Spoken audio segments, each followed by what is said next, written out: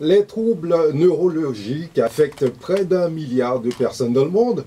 Avec le vieillissement de la population, ce chiffre va encore augmenter. Chaque année, dans le monde, 50 millions d'individus sont blessés ou deviennent invalides à la suite de traumatismes secondaires, des accidents de la circulation, avec une grande fréquence des traumatismes crâniens et médulaires. Ces chiffres sont appelés à augmenter considérablement d'ici 2020, tout particulièrement dans les pays en voie de développement. Le retentissement social pour les victimes et leurs familles est considérable en raison des handicaps moteurs, intellectuels et psychiques qui en résultent. La prise en charge des malades du cerveau, ceci devrait être, selon les spécialistes, de plus en plus nombreux. On en parle dans un instant. Bonjour et soyez les bienvenus. La vie d'un pays, première partie avec Michel Plaisir. On admet que durant les années 1980-1990, chacun avait accès à des soins de qualité. Aujourd'hui, cet accès est encore assuré, mais le sera-t-il toujours demain? Et dans le système de santé, quelle est la place des malades mentaux d'une manière générale? On vous en dit plus après le répondeur de ce lundi 13 janvier. Merci de votre fidélité. 8h16 sur Guyane Première, comme chaque matin. Voici la question du jour. Que pensez-vous de la prise en charge des personnes souffrant d'une maladie mentale dans notre société? Sont-elles aussi bien considérées selon vous et traitées que les personnes ayant une maladie cardiovasculaire ou un cancer par exemple? Exprimez-vous, prenez part au débat, témoignez en direct, posez vos questions dès 8h30 au 31 9000. Mes invités ce matin, Madame Brigitte Le Turc, vous souffrez d'une maladie neurologique, vous nous en direz plus tout à l'heure. Bonjour Madame, merci beaucoup d'être avec nous. Bonjour. Au téléphone, nous avons avec nous également Monsieur Jean-Marie Laurent. Vous êtes le président, Monsieur, de la Fédération française des maladies neurologiques. Vous êtes en direct de Paris. Bonjour Monsieur, merci encore une fois d'avoir accepté notre invitation. Oui, bonjour à tous. Madame Le Turc, alors vous souffrez d'une maladie neurologique. On sait qu'il y en a plusieurs de maladies neurologiques. De laquelle souffrez-vous exactement, précisément? Je souffre de la dystonie. Quelles sont les caractéristiques? Alors, la dystonie, c'est un symptôme, c'est à la fois un symptôme et le nom d'un groupe de maladies qu'on appelle dystonie. Le symptôme ou la manifestation physique correspond à des contractions prolongées, involontaires des muscles qui sont concernés, d'une ou plusieurs parties du corps. Et cette contraction entraîne souvent une torsion ou une distorsion de cette partie du corps. Comment cette maladie est-elle apparue? Pour moi, elle est apparue en 98 sans signe précurseur du jour au lendemain. Je me suis levée et j'avais ma langue qui tournait dans tous les sens.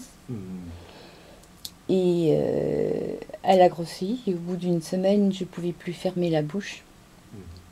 Et donc, j'ai mis 2 ans avant d'être diagnostiquée. On m'a diagnostiqué donc une dystonie oromandibulaire.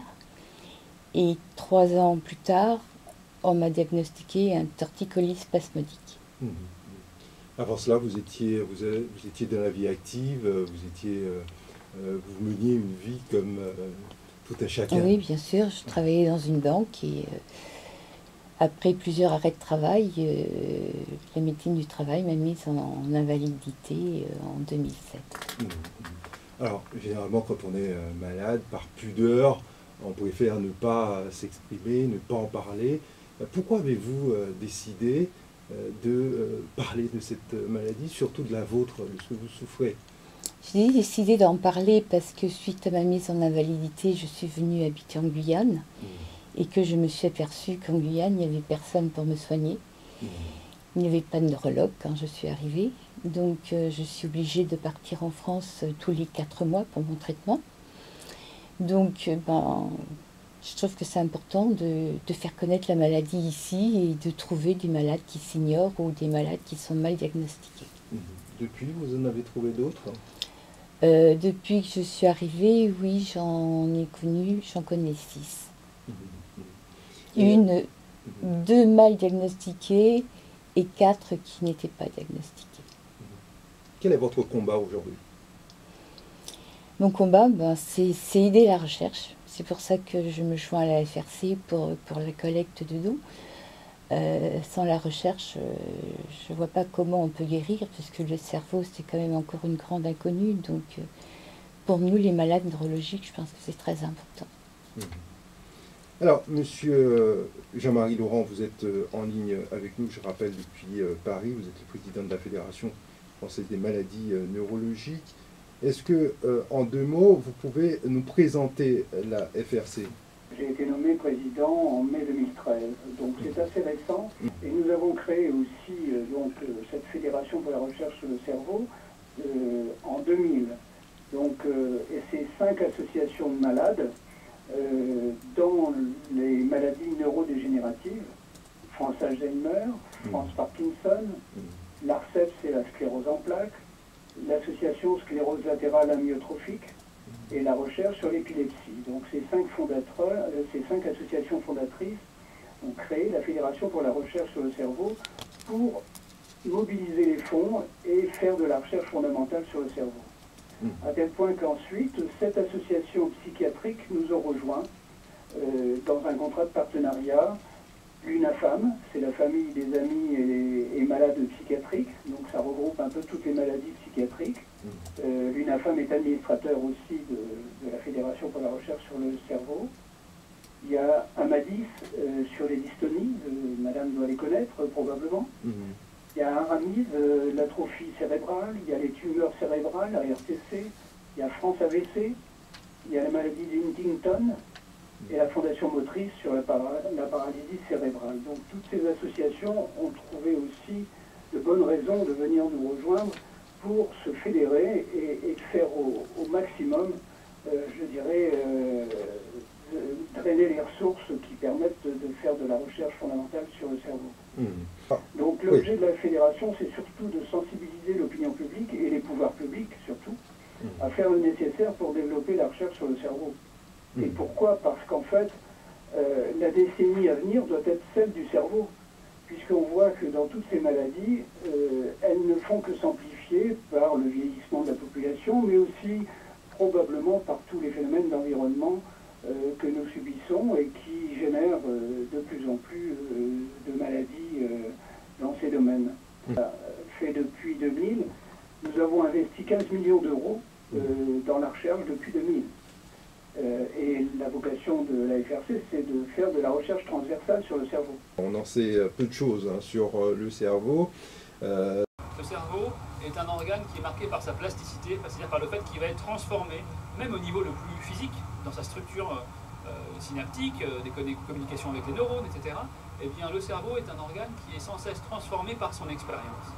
Et donc, sans être trop métaphorique, ne prendre que ça en compte et le mettre en relation avec ce qu'on vient de dire sur la connaissance par rapport à l'information, ça veut dire qu'effectivement, quand vous vivez une expérience subjective avec une information, vous n'êtes plus tout à fait le même, et notamment votre cerveau n'est plus tout à fait le même, donc votre façon de voir le monde peut être affectée par cette expérience de connaissance. Les connaissances vraiment récentes que nous avons sur le cerveau, elles ne se limitent pas à celles dont nous parlons, c'est-à-dire qu'il a entré à une question locale qui est la connaissance, mais de manière plus générale, on voit vraiment que cette transformation inédite de nos connaissances va avoir et a déjà un impact très important à la fois en médecine, pour aborder et peut-être améliorer, on l'espère rapidement, le traitement de plusieurs maladies cérébrales pour lesquelles il n'y a pas encore d'éléments de prise en charge suffisamment efficaces, les Alzheimer, les accidents vasculaires cérébraux, la sclérose en plaques, etc. Il y en a malheureusement beaucoup.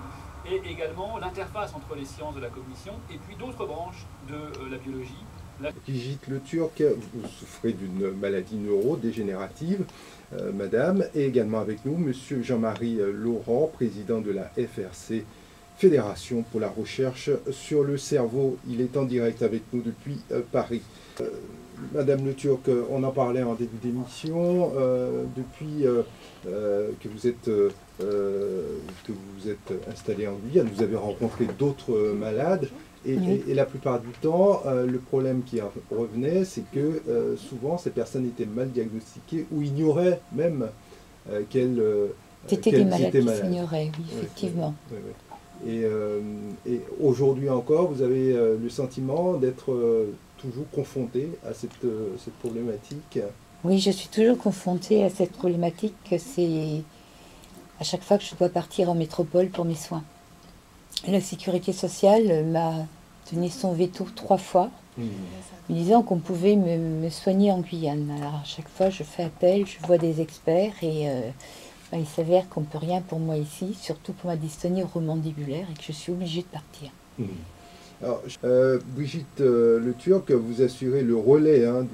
Alors, Madame Brigitte Le Turc, la dystonie est-elle une maladie incurable? Incurable, oui, on peut dire ça comme ça, puisque on n'a pas de traitement. Il n'y a aucun traitement. Il y a un traitement pour soulager, mais pas un traitement pour guérir.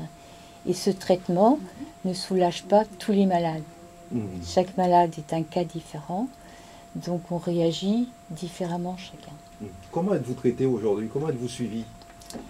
Je suis suivie tous les 4 mois par un neurologue à Rennes, qui me fait... Donc ça vous oblige à vous rendre à Rennes? Tout à fait, tous les 4 mois. Tous les 4 mois? Oui. Et donc on me fait des injections de toxines botuliques dans tous les muscles qui sont atteints. Alors sans ce traitement, comment vous comporteriez-vous? Comment vous seriez? Sans ce traitement, j'ai la tête qui penche du côté droit et vers l'avant. Et j'ai le bas du visage qui tombe, qui se contracte. D'où le geste que j'ai souvent de me tenir le menton pour parler et pour retenir mon visage. Madame Le Turc, pour conclure, peut-être un mot sur le neurodon et surtout sur vos attentes aujourd'hui. Alors il faut savoir que dans le neurodon, on ne collecte pas de l'argent. D'accord. Donc il suffit de distribuer des coupons on vous entend plus. On me dit que il y avait un petit souci. Allez-y rapidement. Dans le neurodon, il n'y a pas de collecte d'argent, ça il faut le savoir.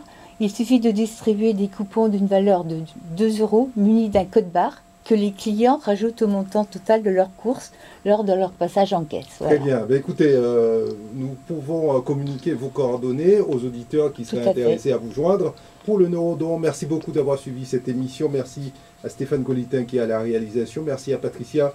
Je vous retrouve dès demain à 8 h. Passez une excellente journée. Dans une poignée de secondes maintenant, le retour de l'actualité.